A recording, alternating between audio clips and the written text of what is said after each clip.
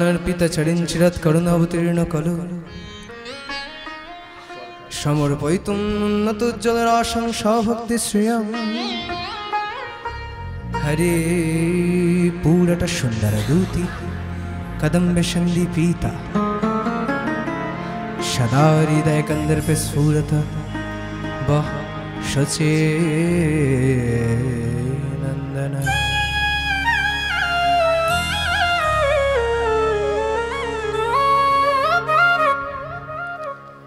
সুধী গৌর ভক্ত মণ্ডলী এবং ভক্তিমতী মায়েরা, লীলা কীর্তনের শুরুতে এখানে উপস্থিত সকল সাধুগুরু ভক্ত বৈষ্ণব এবং ভক্তিমতী মায়েদের চরণে আমি আমার শতকোটি প্রণাম জানাই। তৎপরে যিনি আমার পরম আরাধ্য আমার দাদাই কীর্তন সম্রাট ঈশ্বর গৌরীশঙ্কর বন্দ্যোপাধ্যায়ের চরণে এবং আমার গুরুদেব একাধারে আমার কাকু কীর্তন গবেষক শ্রী বিজয়শঙ্কর বন্দ্যোপাধ্যায়ের চরণে আমি আমার শতকোটি প্রণাম জানাই। তৎপরে যিনি আমার বাবা, আমার পিতা এবং আমার মাতার চরণে আমি আমার শতকোটি প্রণাম জানাই। আজ এই হরিবাসরে আমরা যে লীলাটি আস্বাদন করব সেই লীলাটি হলো শ্রীকৃষ্ণের গিরি গোবর্ধন। শ্রীকৃষ্ণের গিরি গোবর্ধন ধারণ। আমরা কোন সময় লীলাটি আস্বাদন করছি? আজকে যে দিনটিতে আমরা আস্বাদন করছি সেই দিনটি হলো দামোদর মাসের শেষ দিন। তাই আজ এই দিনে আমরা ব্রজের কথা আস্বাদন করব সকলে, ভক্তমণ্ডলী এবং ভক্তিমতী মায়েরা।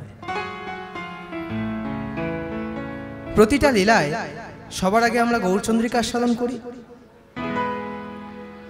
অর্থাৎ কৃষ্ণ লীলার আগেও কৃষ্ণ যে লীলাটি করবেন তার আগে গৌর সেই লীলাটি করছেন, পুরবের ভাব স্মরণ করছেন, গৌরচন্দ্রিকা। আর এই গৌরচন্দ্রিকায় কি বলছেন? দেখো দেখো অপরূপ গৌরাঙ্গ বিলাস।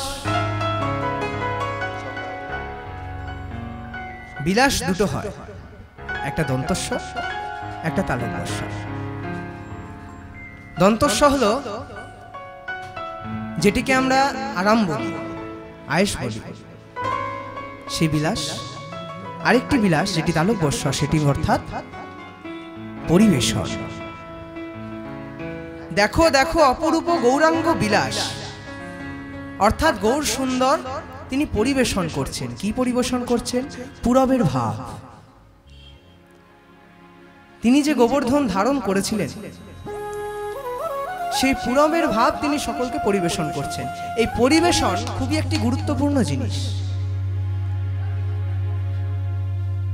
এই পরিবেশন খুবই গুরুত্বপূর্ণ।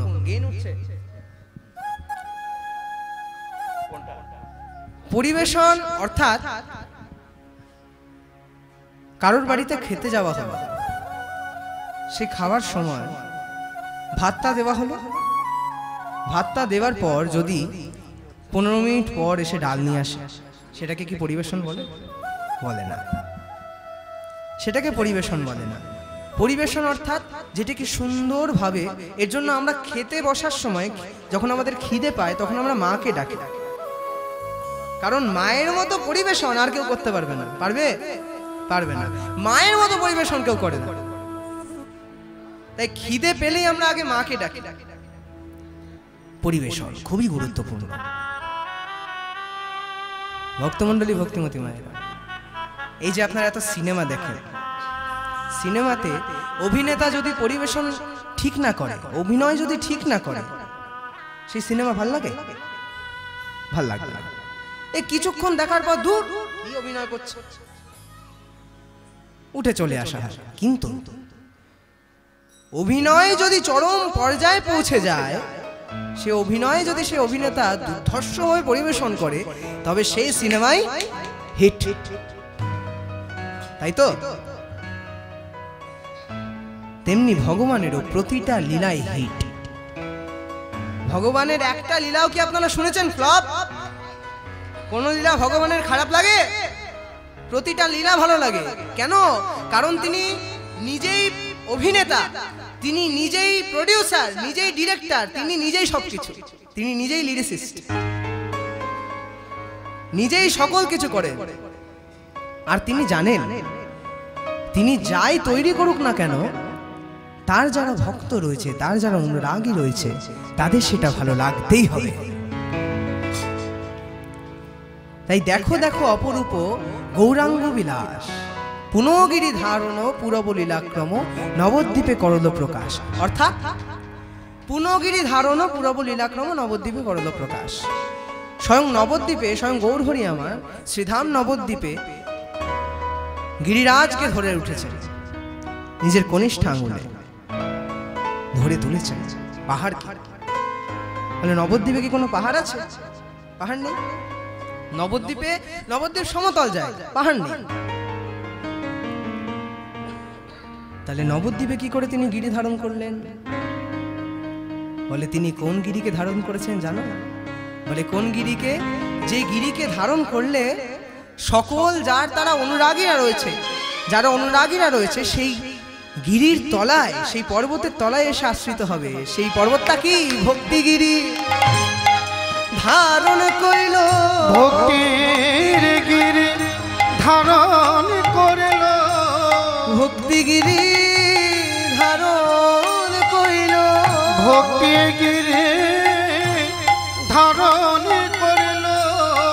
সে যে আমার আমার শ্রী চৈতন্য, ভক্তিগিরি ধারণ করিল, সে যে আমার আমার শ্রী চৈতন্য, ভক্তিগিরি ধারণ করিল। সে যে আমার আমার গৌর হরি, যিনি হরি বলা সৃষ্টিকারী, সে যে আমার আমার গৌর হরি, যিনি আমাদের হৃদয় মনোহরণকারী, সে যে আমার আমার গৌর হরি, যিনি লয়ে ফেরে হরি নামের তরি, আমার আমার গৌর হরি, লয়ে ফেরে হরি নামের তরি, আমার আমার গৌর হরি, লয়ে ফিরে হরি নামের তরি। সে যে আমার আমার গৌর হরি, যিনি ভব বাড়ির কান্ডারি, সে যে আমার আমার গৌর হরি, যিনি মুখে বলেন আর হরি সে হরি, যে আমার আমার গৌর হরি, আনন্দে বাহু তুলে সে যে আমার আমার গৌর হরি, সে যে আমার আমার গৌর হরি, সে যে আমার আমার গৌর হরি, সে যে আমার আমার গৌর হরি, সে যে আমার আমার গৌর হরি, সে যে আমার আমার গৌর হরি, সে যে আমার আমার গৌর হরি, সে যে আমার আমার গৌর হরি, সে যে আমার আমার গৌর হরি।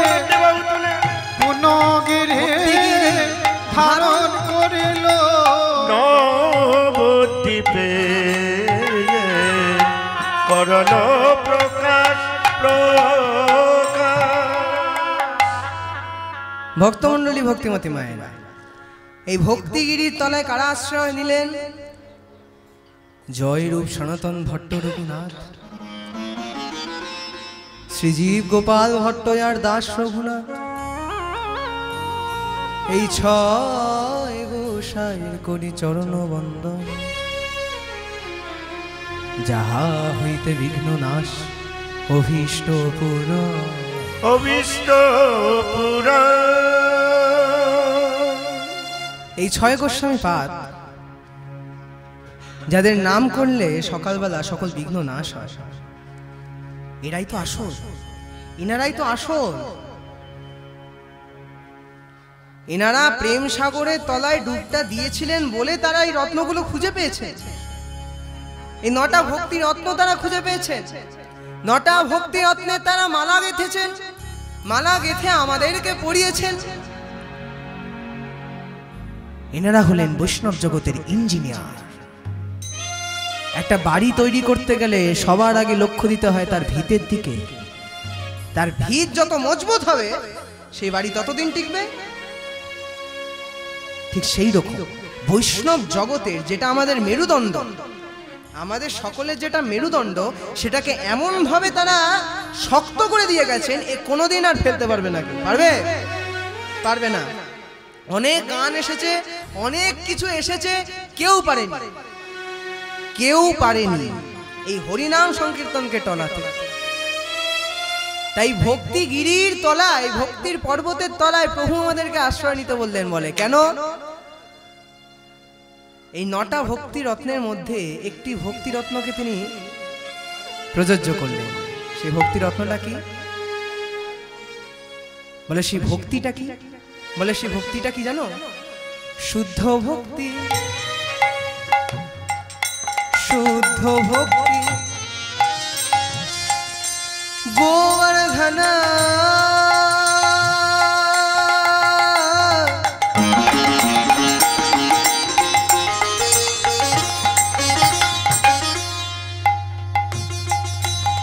পূজা করো জীব জগজন।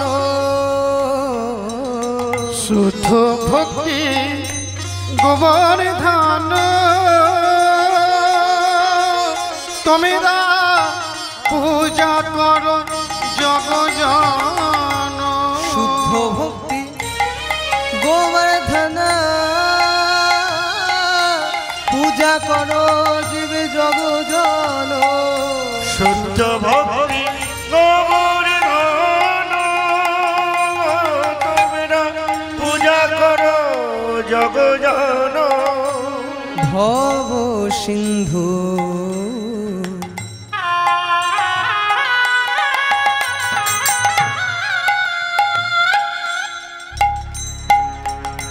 ভব সিন্ধু করাইতে পার ভব পার। ভব সিন্ধু তরইতে পার ভব পার। ভজ সবে ভক্তিগিরি তোমরা ভজ ভজ সবে ভক্তিগিরি। তোমরা ভজ সবে ভক্তিগিরি। ভজ ভজ সবে ভক্তিগিরি। প্রচারিলা গৌর হরি ভজ ভজ সবে ভক্তিগিরি। তোমরা প্রচারিলা গৌর হরি হরিনাম সংকীর্তন সঙ্গে করি। প্রচারিলা গৌর হরি বল করো তার সঙ্গে করি। প্রচারিলা গৌর হরি আনন্দে দুবাহু তুলি। প্রচারিলা গৌর শত হরি শত ভক্ত জনকে সঙ্গে করি। প্রচারিলা গৌর সদা হরি মুখে বলে উদ্ধনি মায়না। প্রচারিলা গৌর হরি করি করি করি প্রচারিলা গৌর হরি করি করি প্রচারিলা গৌর হরি করি করি প্রচারিলা গৌর হরি করি করি প্রচারিলা গৌর হরি করি করি প্রচারিলা গৌর হরি করি করি। ভজ ভজ সবে ভক্তির গিরি ভব সিন্ধু তরইতে ভব পার। প্রভু আমার বললেন, শোনো জীব, তোমরা যতক্ষণ সংসারে রয়েছ সকল সময় চেষ্টা করবে এই হরি নাম সংকীর্তন করার। সকল সময় মুখে কৃষ্ণ কৃষ্ণ কৃষ্ণ, হরি বল হরি বল হরি বল বলতে। এই দুটো বাহু তুলে, দুটো চোখের জল ফেলে, বুক ভরা নাম নিয়ে, বুক ভরা আরতি নিয়ে ভগবানকে শুধু তোমরা ডাকো, তবেই তোমরা কলিকালে পার হয়ে যাবে। আর তোমাদের অত কষ্ট করতে হবে না।